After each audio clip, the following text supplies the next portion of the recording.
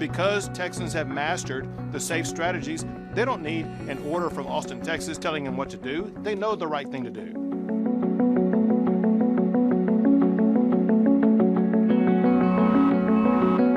I'm outside the CDC in Atlanta where they are struggling with competing messages.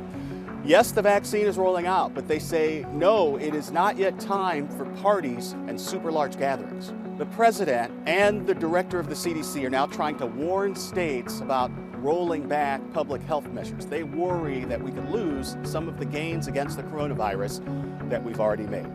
The CDC United States, more than 2 million vaccine doses are being put into arms each day. States like Texas say that the vaccine is just one of the reasons why they're now starting to ease up on COVID-related restrictions. Starting next week, the state no longer requires anyone to wear a face covering in public.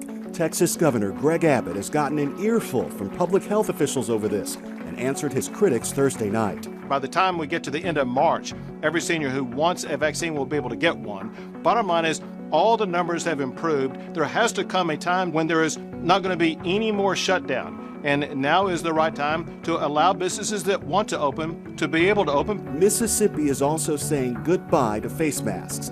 And in California, high schools are getting back to indoor and outdoor sports.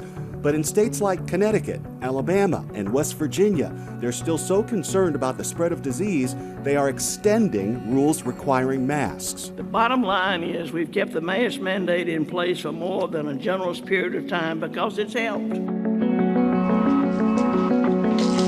Investigators say the alleged serial arsonist seen in this video, allegedly dousing homes in gas and setting them on fire, is a former Maryland police chief who has been using arson as a form of revenge for nearly a decade. I was very shocked. Somebody who was a former chief here, to have somebody going out doing that, setting fires, is just unacceptable. Authorities say 69-year-old David Crawford is the hooded figure seen here, running from the scene of one of at least a dozen fires. Investigators say they began hunting for a suspect since the first fire was set in 2011. But it wasn't until 2019 that evidence, including these security videos, linked the same person to fires across 5 counties. Since then, officials have been narrowing in on the ousted officer, investigators finally arresting Crawford after finding a target list that included addresses for homes that were burned.